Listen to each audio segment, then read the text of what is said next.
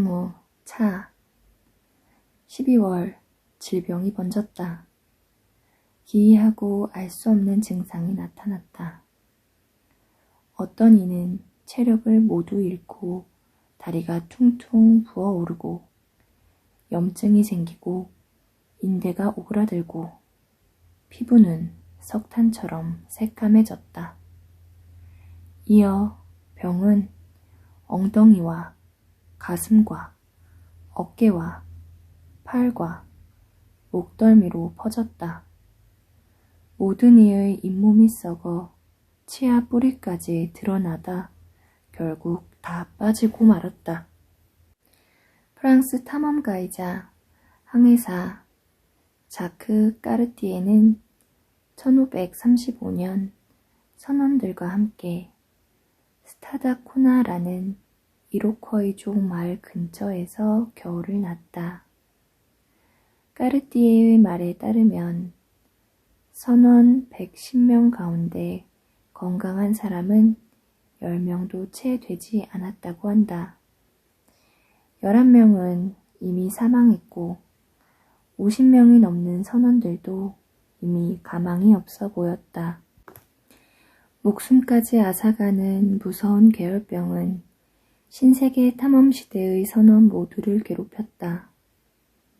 포르투갈의 바스코 다 가마가 리스본에서 출발해 아프리카를 거쳐 인도로 항해할 때 배에 탄 선원들 160명 가운데 100명이 괴혈병으로 사망했다.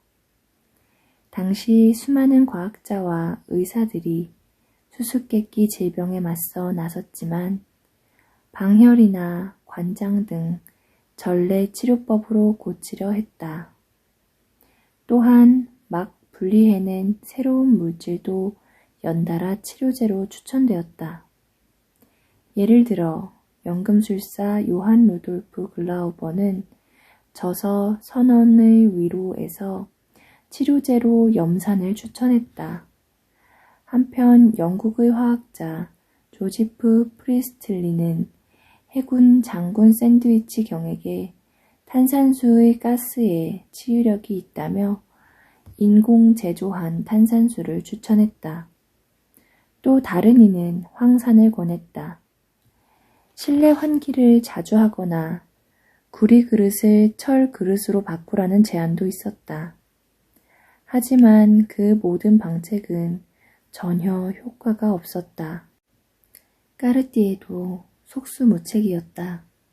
그는 죽은 선원을 해부하라고 지시했지만 끔찍하게 변한 내부 장기에서 알아낼 건 아무것도 없었다. 까르띠에 자신은 건강했다. 그러던 어느 날 그는 숲속을 산책하다가 한 인디언을 만났는데 몇 주 전만 해도 아팠던 인디언이 지금은 씻은 듯이 나아 있었다.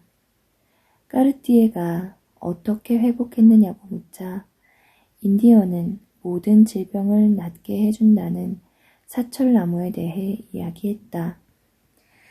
인디언은 이로쿼이어로 아네다라는 나무의 가지를 까르띠에에게 가져다 주었다. 까르띠에는 인디언이 알려준 대로 나뭇가지로 차를 끓여 배의 병자들에게 나누어 주었다. 처음에는 선원들 대부분이 인디언의 차를 마시지 않으려 했다. 결국 2명의 자원자가 나서서 차를 마셨는데 몸이 금세 좋아지는 것을 느꼈고 2-3번 더 차를 마시고는 병이 완전히 나았다. 까르띠에는 프랑스 의학부의 가장 유명한 박사들이 1년 동안 처방한 온갖 약재보다 일주일 동안 마신 나무차가 훨씬 더 효과가 컸다는 기록을 남겼다. 그는 거의 모든 선원을 구할 수 있었다.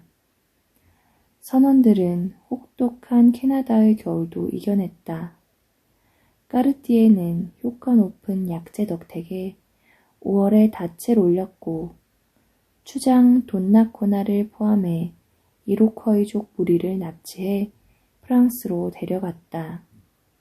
프랑스에서 이로쿼이족은 곧 병을 앓다가 다시는 고향을 보지 못하고 죽고 말았다. 얼마간 시간이 흐른 후 아네다 나무의 씨가 프랑스로 넘어왔고 나무에 함유된 약재로 인해 생명나무라는 이름을 얻어 지금까지 그 이름으로 불린다. 학명은 투자 옥시덴탈리스다.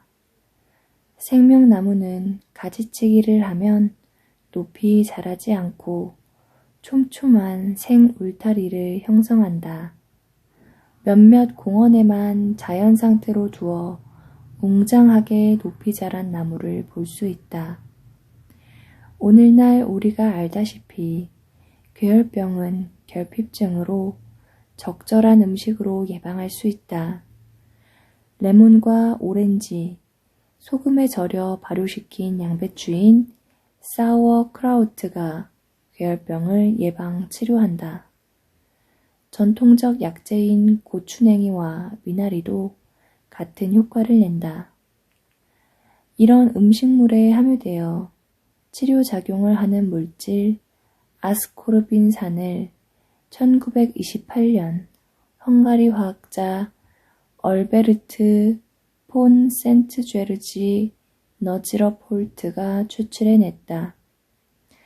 아스코르빈산 또는 비타민 C라고도 하는 이 물질은 신선한 과일과 채소에 들어있다. 괴혈병은 비타민 C가 장기간 많이 부족할 때 생긴다. 노벨 화학상과 노벨 평화상 수상자 라이너스 폴링도 까르띠에 선원들의 기적적인 구원을 비타민 C 효과로 설명했다. 실제로 생명나무는 100g당 약 45mg의 비타민 C를 함유하는데 이는 레몬과 오렌지에 버금가는 양이다. 비타민 C 연구에 몰두한 폴링은 미국 농부들이 괴혈병 초기 증상을 보이는 것을 보고 많은 양의 비타민 C를 처방했다. 그렇지만 생명나무의 비타민 C 함유량은 이 놀라운 치료 이야기의 일부분에 지나지 않는다. 이미 증상이 심했던 질병이 어떻게 단 일주일 만에 나을 수 있었을까? 왜 인디언들은 생명나무가 만병통치약이라고 장담했을까? 까르띠에의 보고에 따르면 괴혈병 말고도 성병의 일종인 매독에 걸린 선원 2명도 생명나무 차로 치료되었다는데 어떻게 그럴 수 있었을까? 혹시 생명나무에는 비타민 C 외에 다른 물질도 들어있는 것은 아닐까? 살아남은 캐나다 인디언 종족들은 생명나무를 여전히 치료제로 높이 평가한다. 인디언들은 생명나무를 단순히 비타민 C가 함유된 나무가 아닌 영적인 존재로 본다.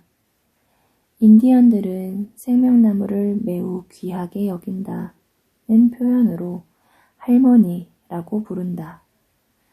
그들은 오늘날도 자식들에게 생명나무가 자라는 곳은 불확실한 상황에서 도움이 된다고 가르친다.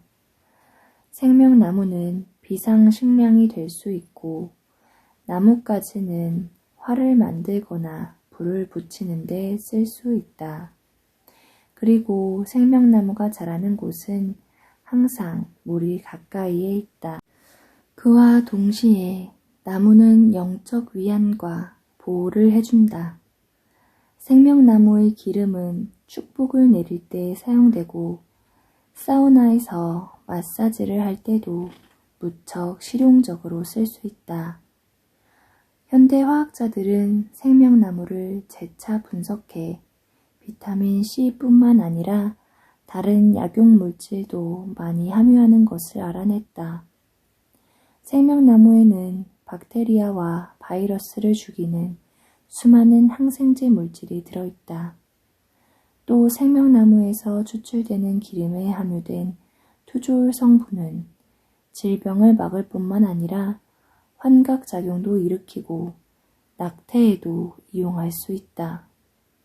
생명나무 나뭇가지로 만든 차는 풍부한 비타민C와 비타민의 효과를 높이는 물질, 그리고 치료 과정을 촉진하는 아르기닌이라는 아미노산이 다량 들어있다. 이런 점들을 종합하면 인디언들이 생명나무에 보이는 큰 존경이 우리가 정원의 푸른 울타리쯤으로 얕보는 것보다 훨씬 더 합당한 대우인 것이다.